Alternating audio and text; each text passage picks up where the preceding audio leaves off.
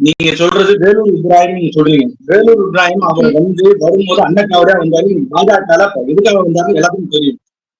சரிங்களா? அன்னக்காவடியா வந்தாரு. இன்னைக்கு நல்ல பாரதிய ஜனதா கட்சியில போராட்டங்கள்லாம் பணத்தை வசூல் பண்ணி நல்லா செட்டில் ஆகிட்டாரு.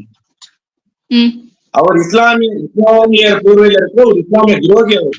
சரிங்களா? அவருக்கும் இஸ்லாமியருக்கும் எந்த சம்பந்தமும் இல்லை. நான் இஸ்லாமியா இருந்தாலும் பாரதிய ஜனதா கட்சியில் இருந்தாலும் தொடர்ந்து போராடிட்டு இருந்தேன். சரிங்களா? நான் கட்சிக்காக எவ்வளவு நாங்க செஞ்சிருக்கோம். எத்தனையோ லட்சக்கணக்கான செலவு பண்ணிருக்கேன். ஆனா வேலூர் அப்படி கிடையாது. இங்க வந்துதான் அவருடைய வாழ்க்கையை அமைச்சுக்கிட்டாரு. காசுக்காக வந்து வருவாரு.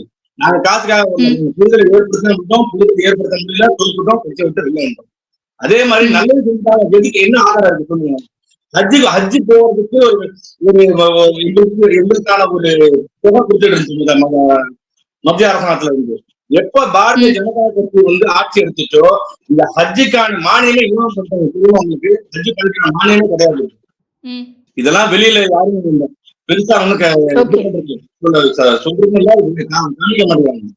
இங்க இப்ப இருக்கிற ஊடகங்கள் என்னன்னா பொய்யான செய்தியாளர்கள் வந்து நிறைய பரப்புறாங்க.